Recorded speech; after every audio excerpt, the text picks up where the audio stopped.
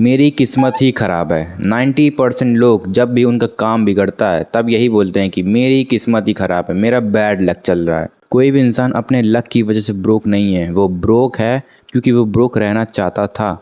तुम ही सोचो, अगर वो काम करता ब्रोक क्यों रहता? वो ब्रोक रहना चाहता था इसलिए उसने काम नहीं किया, वो ब्रोक रहना चाहता था इसलिए उसने बॉडी नहीं बनाई। अब कोई इंसान अगर परेशान है पैसों से, बॉडी से अपने, तो वो उसको चेंज करेगा और ब्रोक लाइफ से, ख़राब लाइफ से आगे आना चाहेगा अगर उसको अच्छी लाइफ चाहिए होगी। और जो इंसान ब्रोक रहना ही चाहता है वो कुछ करेगा ही नहीं। तो ये कहना कि तुम्हारी किस्मत ख़राब है, ये एक कोपिंग मैकेनिज़्म हुआ परेशानियों से भागने की। सॉल्यूशन फाइंड करो और उसके ऊपर काम करो। और ये बार बार एजुकेशन सिस्टम को दोष देना बंद करो। तुम्हें भी मालूम, सबको मालूम है एजुकेशन सिस्टम में कितनी सारी चीज़ें हैं जो किसी काम की नहीं है और कुछ चीज़ें हैं जो वैल्यूएबल सच में है। तो उसको लेकर बैठे मत रहो कि एजुकेशन सिस्टम को दिन भर दोष देने लग गए, अपना जिम्मेदारी खुद का लिया ही नहीं कभी। एंड सबसे इम्पॉर्टेंट चीज़, अपने पेरेंट्स को क्रिटिसाइज़ करना, दोष देना बंद कर दो कि आप अमीर क्यों नहीं हैं, आपके जेनेटिक्स की वजह से मेरी हाइट नहीं बढ़ी। ये सब चीज़ें बंद कर दो, अपने पेरेंट्स को क्रिटिसाइज़ मत करो। एंड हाँ, ये मैं भी मानता हूँ कि इंडियन फैमिली में अभी तक बच्चों को प्रेशर दिया जाता है कि तुम यही करोगे, यूपीएससी ही क्लियर करोगे, यही एग्ज़ाम दोगे, तुम यही करोगे और कुछ नहीं करोगे, डॉक्टर बनोगे, इंजीनियर बनोगे।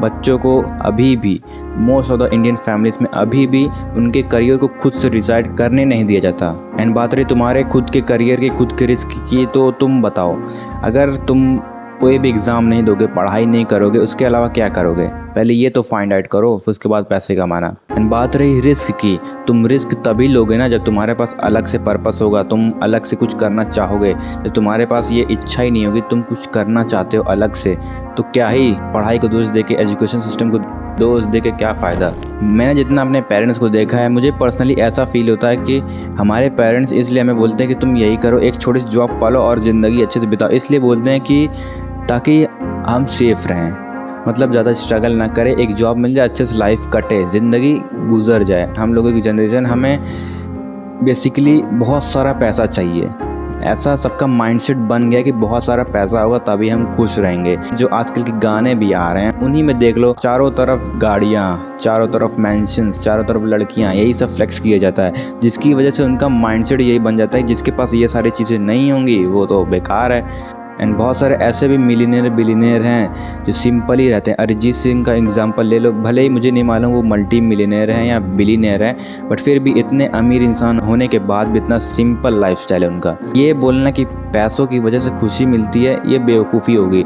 बहुत सारे अमीर लोग भी हैं जो डिप्रेस रहते हैं, बट तो ये कहना कि पैसों से खुशियाँ नहीं खरीदी जा सकती, ये गलत है। पैसों से खुशियाँ, कंफर्ट दोनों खरीदी जा सकती है, बट उस चीज़ को मैनेज करना काफ़ी मुश्किल होता है, जिसकी वजह से लोग डिप्रेस हो जाते हैं। जानते ही हो तुम, जब छोटी सी उम्र से ही लोगों को अटेंशन ज़्यादा मिलने लगता है, सोशल मीडिया पे भी ज़्यादा अटेंशन मिलने लगता है, पैसे ज़्यादा आ जाते हैं तो लोग बर्बाद हो जाते हैं। पृथ्वी शॉ को तो जानते ही हो तुम। ये जो सिस्टम बना है ना, उन्हें सिर्फ वर्कर्स चाहिए, वो अपना काम करवाना चाहते हैं लोगों से। ये लोग प्रमोट करते आ रहे हैं कि अपॉर्चुनिटीज़ नहीं है, कॉम्पिटिशन बहुत ज़्यादा है, इसकी वजह से जो लोग ऑलरेडी इस कॉम्पिटिशन में थे, जो लोग ऑलरेडी इसको कर रहे थे, उनका भी दिमाग पागल हो जाता है। हाँ यार, इसमें कुछ तो है ही नहीं, छोड़ो हटाओ। यानी ये जो फियर माइंडसेट, पुअर माइंडसेट है ना, ये बहुत तेज़ फैलता है लोगों के अंदर। मतलब कि लोगों को आदत पड़ जाती है गरीबी में रहने की। जो इंसान देखो यहाँ से हार गया ना, वो हर जगह से हार गया, क्योंकि उसको अंदर ही अंदर तो फील हो रहा होगा कि यार मैंने तो हार मान ली थी, फिर भी तुक्के से जीत गया मैं, तुक्के से जीता मैं। इसलिए यहाँ से जो हार गए, यहाँ से जो खुद को गरीब समझ लिया, यहाँ से जो कमज़ोर समझ लिया, वो ख़त्म है।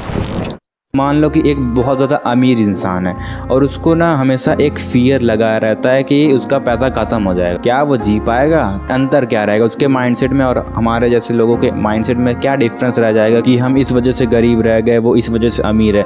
डिफरेंस क्या रह जाएगा जब उसे उसके पैसे ख़त्म हो जाने का डर है? इसका मतलब यही है कि वो अमीर इंसान भी एक कंजूस आदमी है।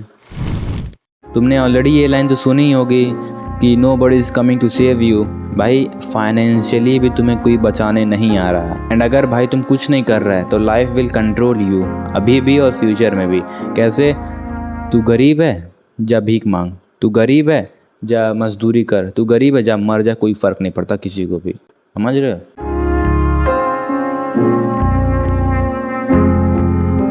लगातार फालतू का बेमतलब का खर्चा मत करो। अभी इस एज में हमें काफ़ी लगता है कि भाई ये जूता ले लूँ, ये जूता पसंद आ रहा है ये ले लूँ, ये कपड़ा पसंद आ रहा है ये ले लूँ। भाई जो ज़रूरी है वो लो। अभी तुम्हारे लिए स्किल सीखना ज़रूरी है।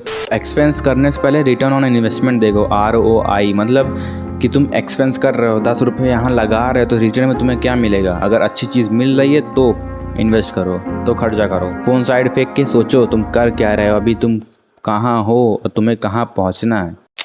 मैं अपने पूरे घर का खर्चा लिखता हूँ, हर महीने में कितना खर्चा हो रहा है और कहाँ हो रहा है, मैं डेली लिखता हूँ। और टोटल भी करके ईयर वाइज 2023 में 2024 में इतना खर्चा हुआ मैं सब लिखता हूँ। अभी को दिखा रहा हूँ भाई, ये देखो इस डायरी में मैं सब लिखता हूँ। अभी इस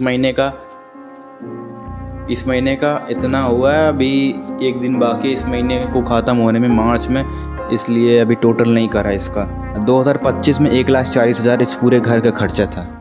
इससे ज़्यादा कुछ नहीं होगा, बस तुम्हें पता चलेगा कि तुम्हारा पैसा जा कहाँ रहा है, घर में जो पैसा है वो जा कहाँ रहा है, उसमें जो फिजूल का खर्च है वो भी तुम देखोगे तो ये चीज़ कर सकते हो कि हाँ वो जो फिजूल का जा रहा है उसको सेव कर लें पैसे को। एंड लास्ट में मैं तुम्हें यही बोलूँगा कि ये जो स्कूल कॉलेज है वो बस तुम्हें डिग्री देंगे, वो मार्कशीट देंगे, मार्क्स देंगे, एग्ज़ाम करवाएंगे और कमाएंगे एग्ज़ाम कंडक्ट करवाने वाले लोग। अगर तुम रूरल एरियाज़ के कॉलेज में हो, गांव साइड के या अनडेवलप्ड सिटीज़ के कॉलेज में हो, तो तुम्हें भी मालूम है उस कॉलेज की डिग्री की, स्कूल के मार्कशीट की कितनी वैल्यू है। घंटा बराबर 0 वैल्यू होगी उसकी जब तुम मेट्रो सिटीज़ में जाओगे काम करने के लिए डिग्री के सहारे। तो तुम्हें, मुझे नहीं लगता कि ज़्यादा हाई पेइंग सैलरी मिलेगी या तुम्हें मिलेगी भी जॉब। ये डिग्रीज बस तुम्हें एक फाउंडेशन दे देगी कि हाँ सोसाइटी तुम्हें कुछ नहीं बोले, घर वाले खुश रहेंगे, हाँ बच्चे ने पढ़ाई पूरी की है। बाकी मैं पढ़ाई को बुरा नहीं कह रहा। Peace out.